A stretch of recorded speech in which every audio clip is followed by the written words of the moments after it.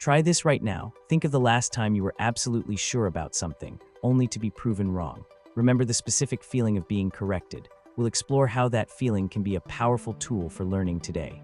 Welcome to UNSTRUCT.AI, where we untangle complex ideas through conversation. Today, we're diving into Cunningham's law. It's not actually a law in the traditional sense, but more of an internet adage. Jordan, can you give us the core idea? Sure, Sam. Cunningham's law states, the best way to get the right answer on the internet is not to ask a question, it's to post the wrong answer. The idea is that people are often more motivated to correct misinformation than to provide information from scratch. So it's about leveraging that human urge to correct others. Alex, from your perspective, how does this play out in the real world, maybe in business or tech? I see it all the time, Sam. In product development, for example, a company might release a flawed prototype to gauge user reactions. People are quick to point out what's wrong, which provides valuable feedback for improvement. It's like a form of crowdsourced quality control. That's a great example, and it taps into something fundamental about how we learn. Being corrected forces us to reevaluate our understanding. It's a more active form of learning than simply receiving information. Interesting, it's almost like a controlled experiment in public discourse. But where does this law come from? Who is Cunningham? The law is named after Ward Cunningham, an American computer programmer who developed the first wiki. He's also a co-author of the Manifesto for Agile Software Development. So, a true pioneer of the internet age, it's interesting that the law is connected to the wiki concept. Wikipedia itself is a prime example of Cunningham's law in action.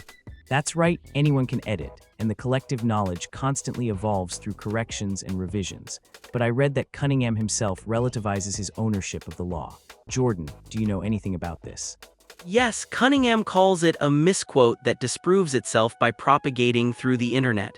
He claims he never suggested asking questions by posting wrong answers. That's quite ironic, isn't it? The law about correcting wrong information is itself based on a potentially wrong attribution. It's like a meta-example of the law in action. It certainly adds a layer of complexity, but does it actually work? Is posting wrong answers truly more effective than asking questions? Well, one experiment from the outline tried exactly that. A reporter spent a week posting incorrect information online across various platforms. The results were mixed. Right, they found that some platforms like Facebook were more likely to offer gentle corrections, while others like Twitter mostly ignored the incorrect posts. It seems the effectiveness depends heavily on the community and context. So it's not a guaranteed strategy.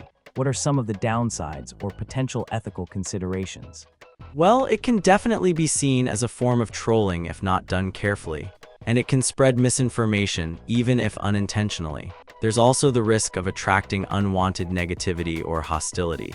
Exactly. And in some online communities like iNaturalist, deliberately misidentifying things to get expert attention is frowned upon and can even be seen as disruptive to the community's goals.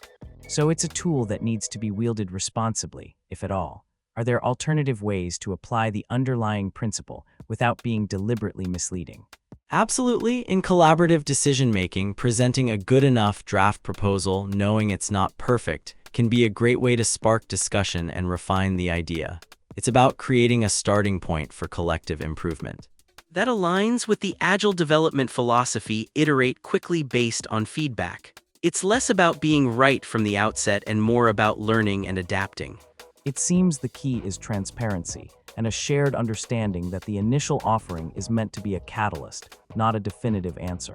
Exactly. The team needs to know that the goal isn't to defend the initial proposal but to collectively arrive at the best solution. Psychological safety is crucial here. And that's where Cunningham's law connects to broader principles of learning and collaboration.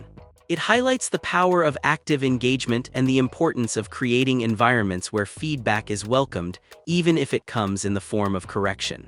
So Cunningham's law, a provocative internet adage that, while not always the most ethical or reliable path to truth, points to some valuable insights about human motivation and the dynamics of online communities. This episode was brought to you by UNSTRUCT.AI, where we convert a simple question into a complete multi-perspective conversation in under 10 seconds. What are your thoughts, and how might you use this concept to design openings rather than closures? I'm Sam Kokoro. Thanks for exploring with us.